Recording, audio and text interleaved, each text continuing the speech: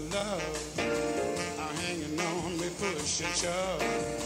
Possession is the motivation that is hanging up the goddamn nation. Looks like we always end up in a rut. Everybody now trying to make it real compared to what? Come on, baby.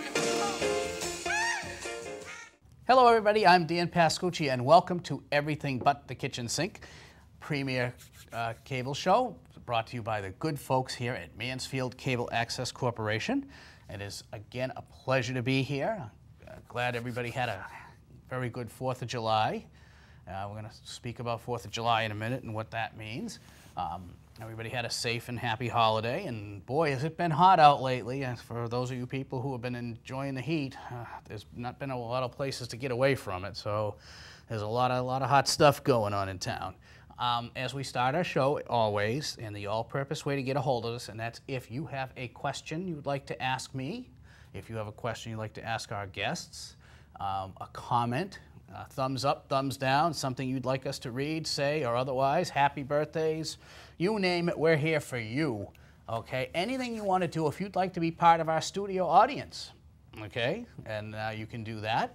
And generally, any information you'd like, you can get a hold of us through our all-purpose email account at mansfieldkitchensink@gmail.com, and there it is right in front of your screen, because our ace director, Jack O'Neill, he's lethal with that. He is so good with that, and he does such a good job, and he's been doing it now for over a year. And we've been, as things have been getting there, the bigger budget now, the newer table, some of the new trappings, get some new curtains and plants and stuff, so we're ready to rock and roll.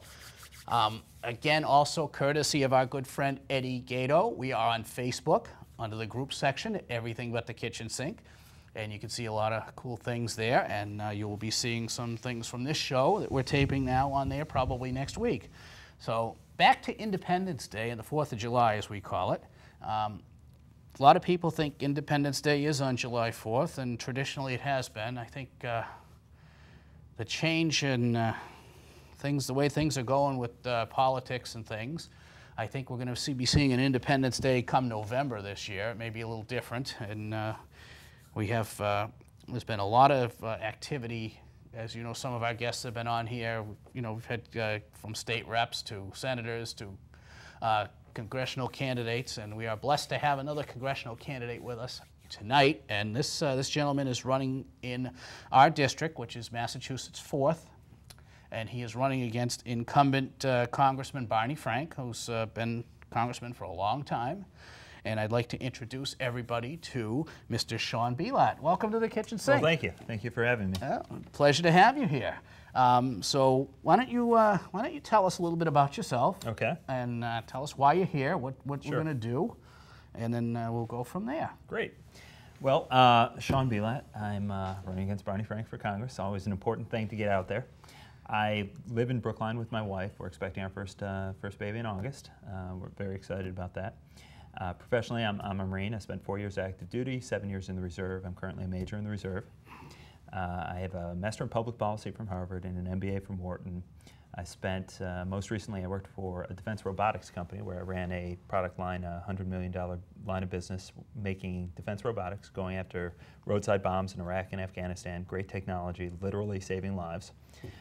Before that, I was a management consultant. So what I'm bringing to the table that's a little bit different than Mr. Frank is experience in the private sector, actually growing companies, creating jobs, growing wealth for shareholders, doing all the things that it takes to get an economy going. Right, actually having a job at some point, too. That's right. Okay. That's right. Okay, very good. Thing that not enough people in Congress have, not enough people in the Obama administration. I heard a statistic recently that only 6% of the administration has private sector experience.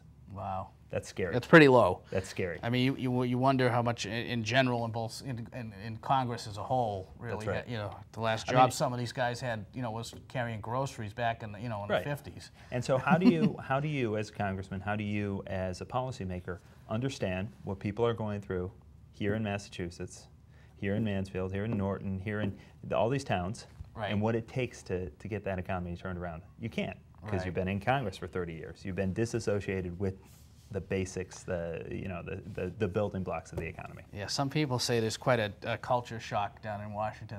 It's a whole separate world down there. You lose track of what's going on. I think that's right. I think after decades in Congress, that's bound to happen. Right, and they all come around and they all know who the Red Sox are and this and that, but they really don't know what's going on. Right. And it's not limited to Massachusetts. I mean, it's in general you see it everywhere. And it's both parties. I'm not somebody who says, oh, my party never does wrong. Right. There's Republicans who have been around too long just as much as there are Democrats who have been around my party too is long. the Tea Party. Okay, so you know that nobody's safe. That's right. Right? That's right. Nobody's safe. Right. And I think we've proven that throughout the country. Absolutely. And we've Yep. some big names have been knocked down or Yep. sent packing. Yeah. And it's basically and that's the voice of the people right there. That's people saying we are unhappy, we're headed in the wrong direction, and we want change. Yeah, and apparently career politicians is fair game because that's Absolutely. not what this country was set up to be. Not at all. And it's There's public a reason service. we have elections every 2 years for Right. representative. So Yeah. we can have some turnover, hear some new voices, get some new ideas. Yeah, and but we new haven't thinking. had any turnover in 29 years in this district. That's right. So It's about time. So you're taking on Barney Frank. That's right. And for years he's been probably one of the more popular congressmen in Massachusetts. He's been winning. He has. He So hasn't you- had much opposition, but he has been winning. Well, that goes with popularity too. Okay, but things have changed recently. A lot of things have changed. We've last 18 months or so, things are really changing the last couple of years, and a lot of policies and a lot of things that have come up now. And America in general is having some tough times, and they're looking at things a little more, they're a little more scrutinization, and That's they're right. and they're looking at things, and they're not liking what they're seeing. Not at all. And they're taking aim at those who were there when it happened, and those who may have caused this. That's right. It's about accountability. Right. At the end of the day, we have to hold our elected officials accountable for their actions. The way we do that is on November 2nd, we go to the polls and we make a choice. Right. And each year, we should, every 2 years, we should make that determination. Has this individual done a good enough job, been part of a leadership that's done a good enough job that I want this person back in Washington? If the answer is yes, so be it. If the answer is no, it's time to go in a different direction. And after that, I think they want them to do their term and give someone else a chance That's after right. after a limited shelf life. Yep. I mean, because that's what happens. It's any job, but you're dealing with people's lives and livelihoods and everything and policies. Far-reaching things on these jobs. It's Right. not like it's not like you're a house painter. You can Which is important work too, but It's you don't do great it for work. It's 30 great. years Well, for you the do same it- house. For You the don't same paint people. the same house That's for right. 30 years. That's right. You need to kind of you need to expand a little bit, expand your horizons. That's right. So, anyways, so what would be your priorities if you were lucky enough to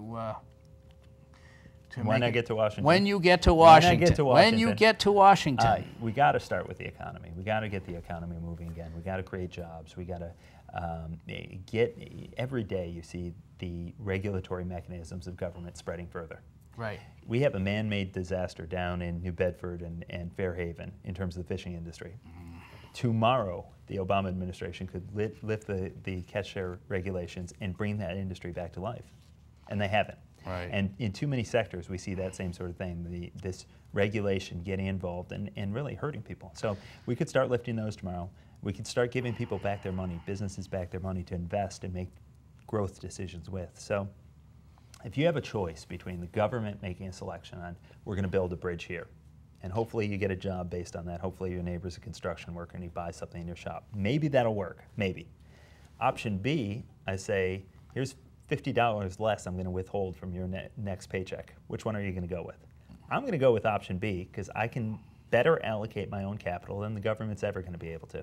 Same holds true with businesses. So if we decrease the regulatory burden and we increase people's access to their own capital, the economy will get back on track. I recall that happening at one point in my time. I think there was a fellow named President Reagan who was I've heard big of him. on that. Yeah, that's right. And we had some good times. He it wasn't so bad. he inherited a mess too, but I don't think he turned around and blamed the guy before him every day. No, he didn't. Especially a year and a half into his term. It's No, unbelievable. I find that puzzling, and it really bothers me, and that's how I got involved with the Tea Party. And I just don't like the way things are looking, and I don't like the fact that everybody keeps going around, and yourself included, say it's the economy is the problem, but yet They're not dealing with the economy. They're dealing right. with they have Everything else. and some of it is just it's just crazy things that really. Well, and that's endemic of the leadership we have in Washington right now. So you look at the important problem, and then you go after something else. So the oil spill. The oil's still coming out. Oh, right? yeah. What was the first thing that the administration did? They said, well, we got to punish somebody. We're going to get out a committee to study things. We're going to go after some people and find out who's at fault. That's important. But first, let's stop the oil. Right. You know, the economy. Let's get the economy going. Then we can worry about reforming things and doing all this other stuff. It's funny looking at all this oil, and it's a horrible tragedy down there. It absolutely is. It's but, you know, nightmare. first, why are we drilling that far out? You know, why aren't we Because drilling of where if regulations there's that if there's a problem we could work on? You know, Right. it's workable. You don't have to you rely on this. You know, you can get a little closer to it. Right. Send people down and do what you have to do. But you're looking at this and you say, why are we doing that? And then you're looking at all the oil, and why hasn't the cost of fuel gone down? Why is the cost of fuel still what it was when oil was almost double what it is now per barrel? Why isn't that changed? Is that business? Is that the government? It's, you know, there's obviously a variety of factors in there, but it certainly isn't pure market forces. Right, because I mean, somebody had told me, and I don't know if it's true, but the oil company generally makes 9 cents a gallon profit on their product, and the government makes 42. So I I'm haven't not heard that, but you know, I think I heard that somewhere. So what are your other issues? Now we've got so yeah, it's got to be the deficit. We got to start there. I'm sorry, the economy, but then longer term, it's the deficit. If we don't get this deficit under control, this debt under control, we're going to be Greece in a generation. I just don't think we can spend our way out of it, and that's what I think. That's what they're trying to do, and it's you know, you're trying to appease people at this point, and everybody get a piece of the pie. But and people, it takes courage to spend less.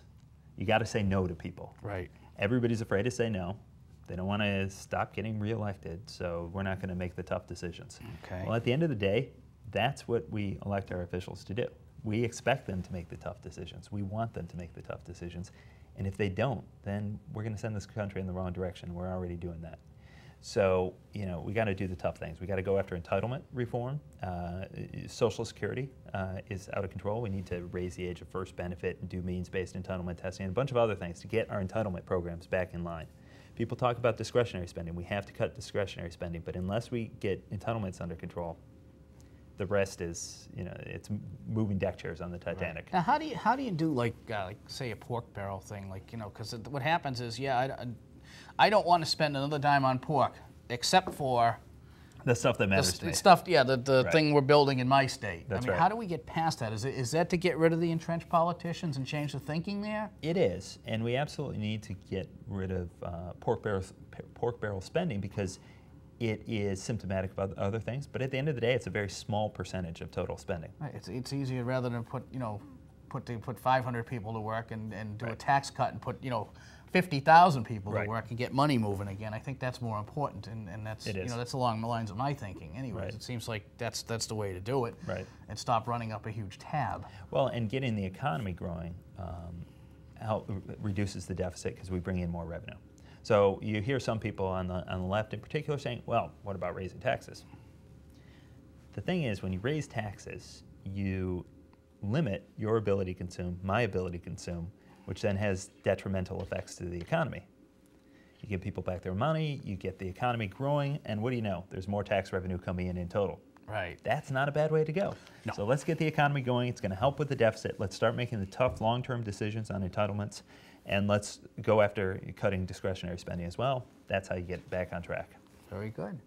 So that's your top priority is the economy and then deficit spending. That's right. What about strong defense? How do you feel about defense these days? Well, because being a Marine, you have probably a good grasp of the situation. Probably. I've spent some time thinking about it. Yeah.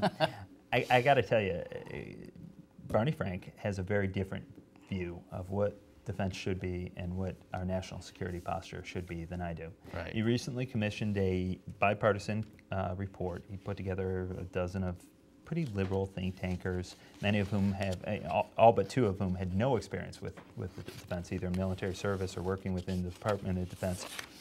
I'm sure they're